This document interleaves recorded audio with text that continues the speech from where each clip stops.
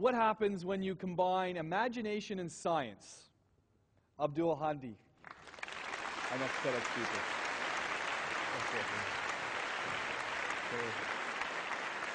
I'm quite humbled to be here today.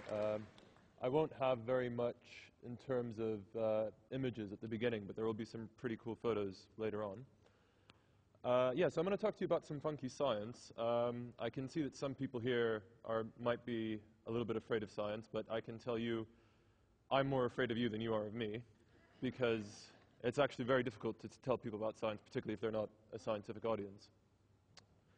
So basically, I'm coming to the UAE to shamelessly promote the idea of biophotonics. So what is biophotonics? Most of my friends are not scientists, and when they usually ask me what biophotonics is, I get them to guess. And one of the cleverest guesses I had was that biophotonics is photography of animals. I will show a photo of a jellyfish later in the presentation, but generally speaking, biophotonics is not the photographing of animals. And I'm going to avoid entirely all equations.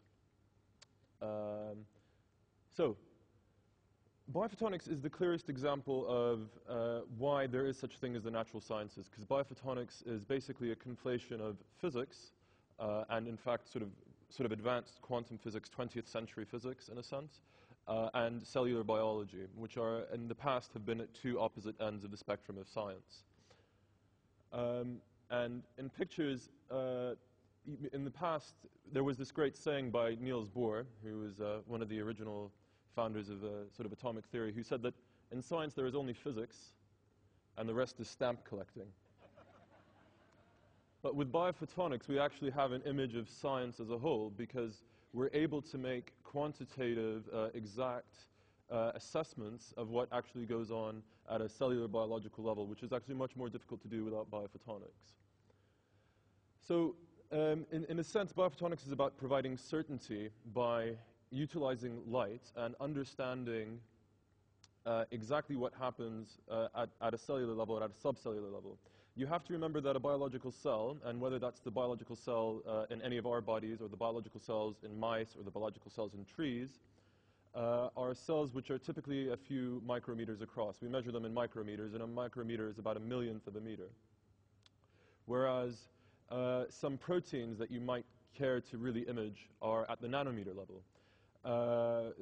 Well, there might be several hundreds of nanometers or several tens of nanometers in some instances. In some instances, you're looking for a molecular interaction which is occurring at at the scale of a nanometer, so 1,000th the size. Typical optical microscopes don't allow you to image with that kind of resolution. But what biophotonics does is that it allows you to, let me just make sure I'm on the right slide. It allows you to pinpoint those molecules within the cell with certainty by sort of activating them. And you activate them with these things called fluorophores. So a fluorophore is a special molecule which absorbs light in one particular frequency. You might remember that light of different colors is basically light of different frequencies. So blue light has a higher frequency and a higher energy than green light. So these fluorophores will absorb blue or ultraviolet, and then they'll emit in green. They'll fluorescent green. At least my favorite fluorophore is the green fluorescent protein, the GFP. And for some reason, it always reminds me of the BFG, the big friendly giant, but it's somewhat different from that. Their activation, by activating them and getting them to fluorescent green, you can pinpoint things at 1,000th the time, the magnification that you would with a typical optical microscope.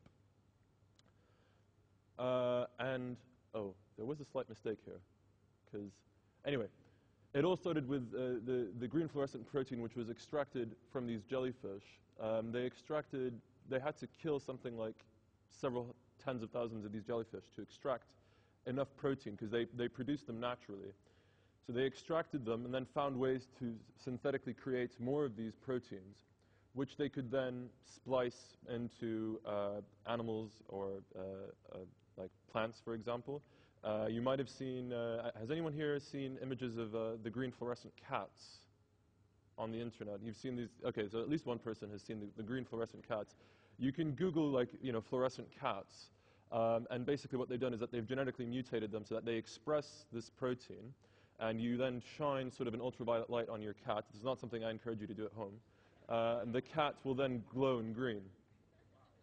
And the point is, if you can tag this in such a way, let me, before I get to that, if you can tag it in such a way that the protein is expressed in a particular way, what you can do is you can follow the progress of a virus throughout the moving through a cell, or you can follow the progress of, let's say, a growth hormone or something by genetically mutating that virus or that hormone, and then watching it glow in green as you flash ultraviolet light at your cell samples. And this is just an example of what I did. So again, there's something a bit strange with the slides, but we won't go to that. On the left is a cell, an antigen-presenting cell, which is basically, in this case, it's from the Epstein-Barr virus. And on the right is an MHC complex, which is from the human immune system. When we actually did these images in the lab, they were cleaned up a little bit more. But basically, what you find is they were tagged. I didn't do this myself, but they came to us tagged, and then we did the imaging. And you can see that around the edges of the cell on the left, there's like sort of a slightly brighter thing. And the reason for that is that it's fluorescing in green. You have to believe me when I say it's green, because it's a black and white camera, but we used a green filter to collect the light. So this is all the light that you see collected here, all the photons that you see collected here are green frequency photons. And what we were looking to find was how proteins, basically these protein bridges were built when the human immune system attacked cells from the Epstein-Barr virus. I did have images that other researchers have done as well. So you might think, so what? So you can look at all these like funky proteins. What does it mean for me? Why should I care? You should care basically because medicine is moving into a realm now where people are taking a much more, again, just as biology has moved into biophotonics and become much more exact, much more quantitative, medicine is also becoming much more precise, to misuse a scientific word in this case. It's becoming a lot more exact.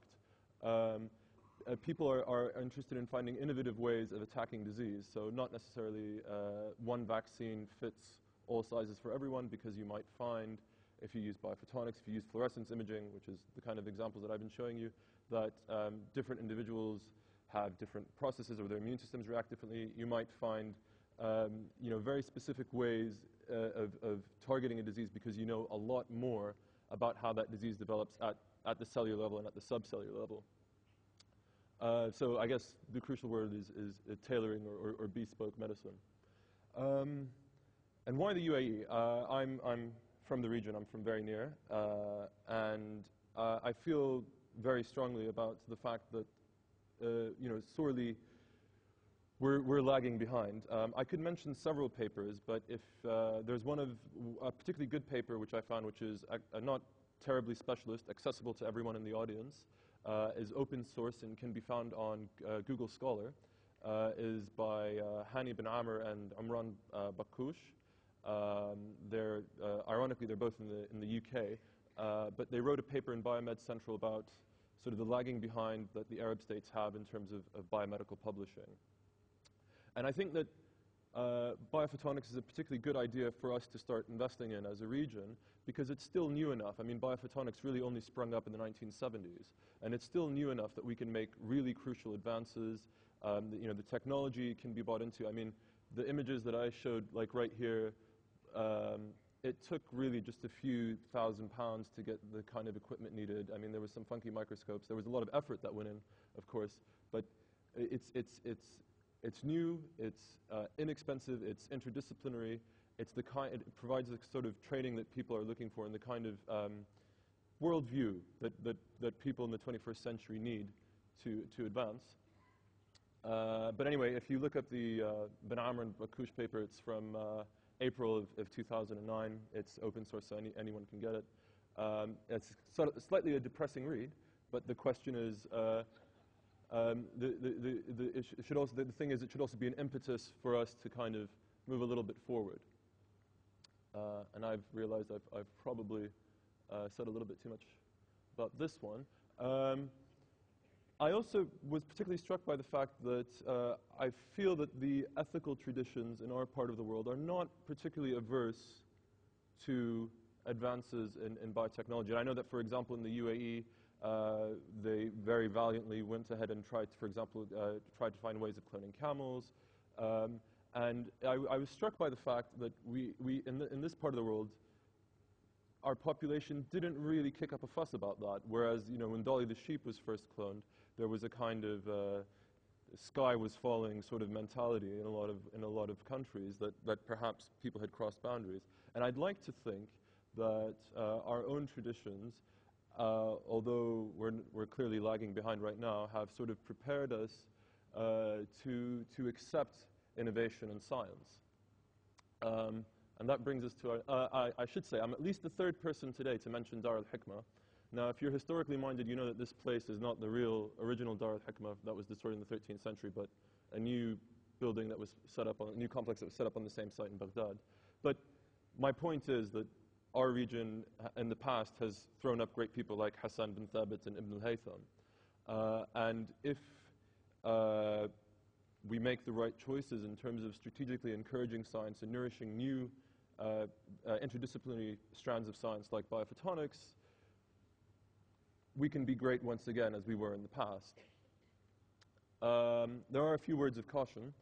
The images that I'd shown that I'd taken myself were quite humble, but it meant, even to get those, it meant sleeping in the lab. It meant, many nights of not being able to do other, enjoy hobbies that I would have otherwise done. Biophotonics and science in general, I think it's illustrative science in general, it takes a long time before the real benefits are reaped. So the green fluorescent protein was extracted about 30 years ago. 2 guys won the Nobel Prize for discovering it just last year. So it's about 30 years. It also doesn't, it's not going to produce immediate, quick rewards in terms of cash. And in fact, I mentioned that 2 of them won the Nobel Prize last year.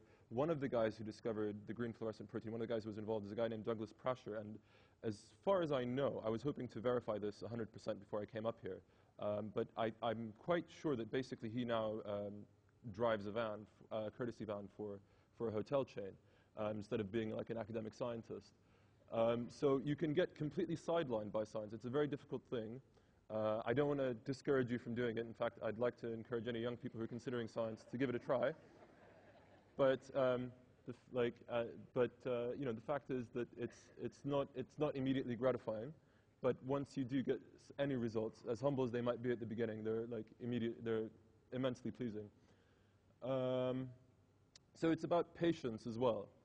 And I want to thank you all for listening. I want to particularly thank all the people at TEDxDubai, Giorgio, Habiba Hamid pulled a great miracle last night by being able to get me into the country, so thanks Habiba, as well as the people at Emirates Airways.